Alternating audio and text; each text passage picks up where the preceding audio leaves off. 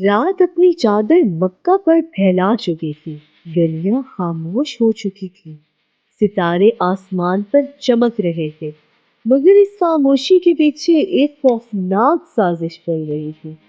وہ کون لوگ تھے جو ہمارے نبی حضرت محمد صلی اللہ علیہ وآلہ وسلم کی جان لینا چاہتے تھے؟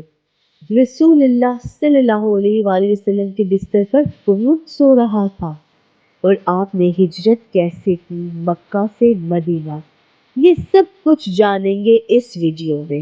مکہ کے رئیس قریش کے مختلف قبیلوں کے سردار ایک منصوبہ بنا رہے تھے، اور آپ جانتے ہیں کہ وہ منصوبہ کسی اور کے لیے نہیں بلکہ ہمارے پیارے نبی حضرت محمد صلی اللہ علیہ وآلہ وسلم کے خلاف بنایا جا رہا تھا۔ ان سب نے ایک پلان بنایا، اور وہ یہ تھا کہ یہ سب لوگ اکٹھے ہوں گے جو مکہ کے رئیس اور قریش کے مختلف قبیلوں کے سردار تھے دارالندوہ کے مقام پر، تاکہ یہ دارالندوہ میں اکٹھے ہو کر رسول خدا کے خلاف میٹنگ کر سکیں۔ ظاہر ہے انہیں رسول خدا کی طرف سے خطرہ تھا، اور وہ خطرہ کیا تھا جانتے ہیں آپ؟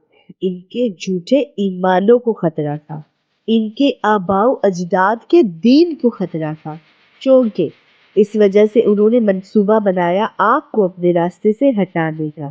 اب جیسے ہی یہ سب دارالندوہ کے مقام پر پہنچتے ہیں تو ایک ضعیف شخص جو دکھنے میں مہذب لگ رہا تھا، انہوں نے اس سے پوچھا تم کون ہو؟ تو اس ضعیف نے کہا کہ میں اہل نجد کا ایک بڑا بوڑھا ہوں، مجھے تمہارے ارادے کی اطلاع ملی تو میں نے سوچا کہ میں بھی تمہاری میٹنگ میں شرکت کروں اور اپنا نظریہ بتاؤں۔ میں نے سنا ہے تم کوئی منصوبہ بنا رہے ہو، مجھے بھی ساتھ لے چلو دارالندوہ تاکہ تمہیں مشورہ دے سکوں۔ آپ جانتے ہیں کہ یہ بڑا شخص کون ہے؟ میں بتاتی ہوں۔ جو بہت مہذب نظر آ رہا ہے، یہ اور کوئی نہیں، یہ شیطان ہے، اللہ کا دشمن، انسان کا سب سے بڑا دشمن۔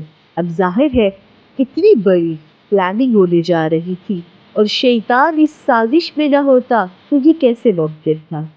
خیر، شیطان بھی ان میں شامل ہو گیا۔ اب ہر کوئی اپنی رائے دینے لگا، اور شیطان بھی ان کی رائے سنتا رہا اور اپنی رائے کا اظہار بھی کرتا رہا۔ آؤ دارالندوہ چلتے ہیں، وہیں جا کر منصوبہ بناتے ہیں کہ اس محمد کا کیا کرنا ہے۔ میں نے سنا ہے تم کوئی منصوبہ بنا رہے ہو، مجھے بھی ساتھ لے چلو دارالندوہ تاکہ تمہیں مشورہ دے سکوں۔ اب سوچو کہ اس محمد کا کیا کرنا ہے، کوئی سوچ بچار کرو۔ اسے قید کر دو یہاں تک کہ زندان میں ہی مر جائے۔ محمد کو اپنے شہر سے نکال دو تاکہ تمہیں اس سے چھٹکارا مل جائے، پھر وہ تمہیں کوئی نقصان نہیں پہنچا سکے گا۔ بالکل بھی نہیں۔ کیا تم اس کی میٹھی زبان نہیں دیکھتے؟ اس طرح تو وہ لوگوں کے دلوں پر راج کرے گا اور پوری دنیا پر حکومت کرے گا۔ ابو جہل، جس کا تعلق قبیلہ بنو مخزوم سے تھا، اسلام کا سخت ترین دشمن تھا، یہ خاموشی سے سب کی رائے سنتا رہا۔ آخر میں اس نے اپنی رائے کا اظہار کیا، اور وہ یہ تھی کہ میرا ایک نظریہ ہے اور مکسی رائے کو صحیح نہیں سمجھتا۔ ہم ہر قبیلے سے ایک شمشیر زن کو منتخب کریں گے اور ہر ایک کو تیز تلوار دے دیں گے، اور پھر سب مل کر موقع دیکھ کر محمد پر حملہ کر کے قتل کر دیں گے۔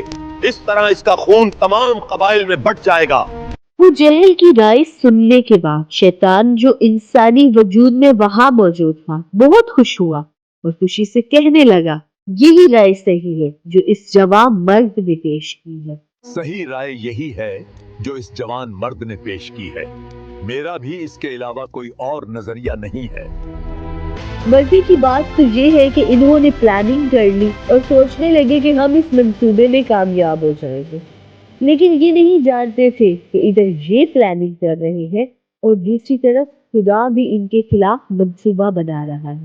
آپ سوچتے ہیں کہ خدا اپنے محبوب رسول خدا کو اس سخت ترین حالت میں کہ جس میں تمام قریش کے قبیلوں کا حضرت محمد صلی اللہ علیہ وآلہ وسلم کے قتل کے خلاف اجماع ہو گیا ہو، اکیلا چھوڑ سکتا تھا؟ ہرگز نہیں۔ تو ان سب حالات کی خبر دینے کے لیے حضرت جبرائیل علیہ السلام تشریف لائے۔ انہوں نے آپ صلی اللہ علیہ وآلہ وسلم کو آگاہ کیا اور راہ حل بھی بتا دیا کہ اس سچویشن میں آپ کو کیا کرنا ہے۔ آپ صلی اللہ علیہ وآلہ وسلم نے اللہ کی وحی پر عمل کرتے ہوئے اپنے چچا زاد بھائی امام علی علیہ السلام کو اپنے بستر پر سلایا اور غار ثور کے لیے روانہ ہو گئے۔ اب امام علی علیہ السلام کی جگہ کوئی اور بھی تو ہو سکتا تھا کہ حضرت محمد صلی اللہ علیہ وآلہ وسلم کے بستر پر سو جائے، تو صرف مولا علی ہی کیوں؟ کیا یہ سوچنے والی بات نہیں؟ یہ اس لیے تھا کہ مولا امام علی علیہ السلام اپنے بھائی سے بے پناہ محبت کرتے تھے، اور حضرت محمد صلی اللہ علیہ وآلہ وسلم بھی اپنے بھائی امام علی علیہ السلام سے بے مثال محبت کرتے تھے۔ تو امام علی علیہ السلام ہرگز پیچھے نہ ہٹے اپنی جان کو اپنے بھائی پر قربان کرنے سے۔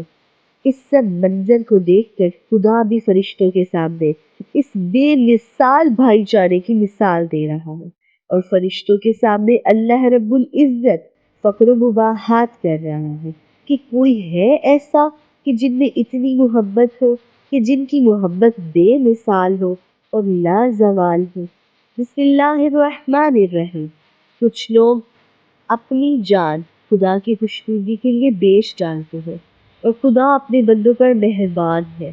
ابن عباس کہتے ہیں جب پیغمبر اکرم مشرکین سے چھپ کر ابو بکر کے ساتھ غار ثور کی طرف جا رہے تھے تو یہ آیت امام علی علیہ السلام کے بارے میں نازل ہوئی تھی۔ اب دشمن کے لیے ایک بہت بڑا دھچکا یہ تھا کہ رسول خدا کے بستر پر انہوں نے امام علی علیہ السلام کو سویا ہوا پایا۔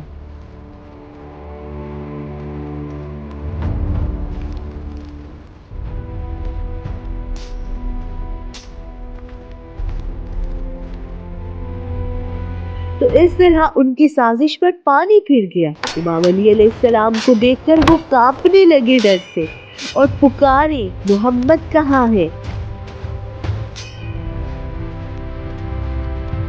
محمد کہاں ہے؟ امام علی علیہ السلام نے جواب میں کہا، میں نہیں جانتا۔ وہاں سے دشمنوں کی امیدیں ٹوٹ گئیں۔ انہوں نے آپ صلی اللہ علیہ وآلہ وسلم کو تلاش کرنے کی بہت کوشش کی، یہاں تک کہ آپ کے پاؤں کے نشانات کا پیچھا کیا جو غار ثور تک لے گئے دشمنوں کو۔ اب آپ سوچ رہے ہوں گے کہ انہیں تو وہاں ہمارے نبی حضرت محمد صلی اللہ علیہ وآلہ وسلم مل گئے ہوں گے، انہوں نے ڈھونڈ لیا ہوگا۔ نہیں، ہرگز ایسا نہیں تھا۔ وہاں پہ ایسا ہوا جس نے ان کے ذہنوں کو مفلوج کر دیا۔ اللہ کے حکم سے ایک رات میں مکڑی نے غار کی چوکھٹ پر بہت بڑا جالا کر دیا۔ دشمن یہ سوچنے لگا کہ اگر آپ اندر ہوتے تو یہ جالا یہاں پہ نہ ہوتا۔ یہ سوچ کر دشمن واپس چلے گئے۔ اب دیکھیے کہ کس طرح اللہ نے اپنے محبوب حضرت محمد صلی اللہ علیہ وآلہ وسلم کی حفاظت فرمائی۔ آپ صلی اللہ علیہ وآلہ وسلم 3 دن تک غار کے اندر رہے اور اللہ کی عبادت کرتے رہے۔ دشمن آپ کو تمام بیابانوں میں آپ کو تلاش کرتا رہا اور آخر کار ہار مان لی۔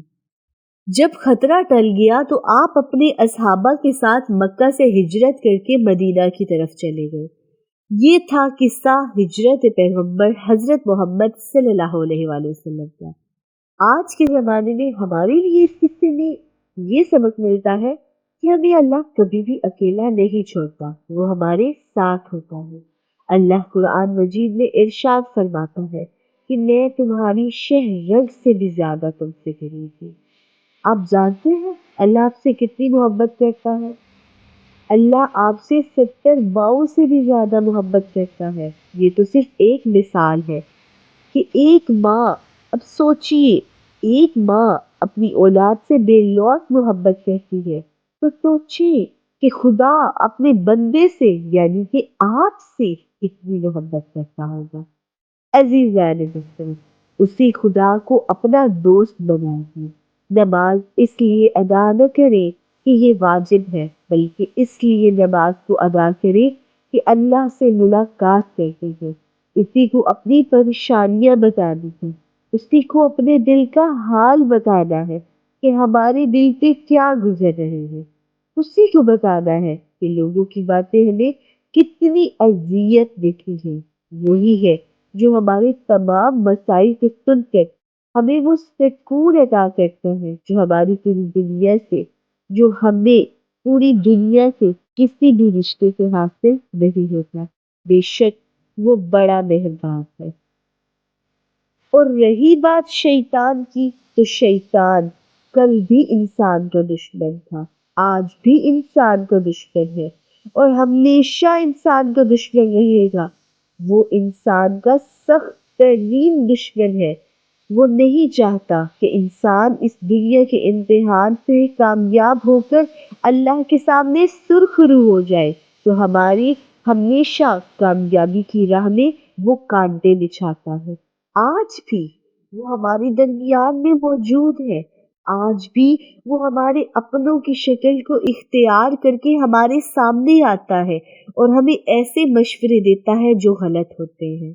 ہمیں آج یہ کوشش کرنی چاہیے کہ ہم اللہ کے بتائے ہوئے راستے پر چلیں اور ہمیشہ ہر کام میں اپنے خدا کو یاد رکھیں، اور اللہ سے ہمیں ہمیشہ شیطان کی پناہ مانگنی چاہیے۔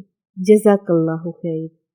اگر آپ کو قصہ شبانی کی بنائی ہوئی ویڈیوز پسند آ رہی ہیں تو ہمارے چینل کو سبسکرائب اور لائک ضرور کریں، اور جو آپ نے اس قصے سے سیکھا وہ کمنٹ میں ضرور بتائیں۔ اسپیشلی اپنے دوستوں سے اور رشتہ داروں سے ہمارے چینل کو ضرور شیئر کریں تاکہ یہ نالج ان تک بھی پہنچ سکے۔ والسلام۔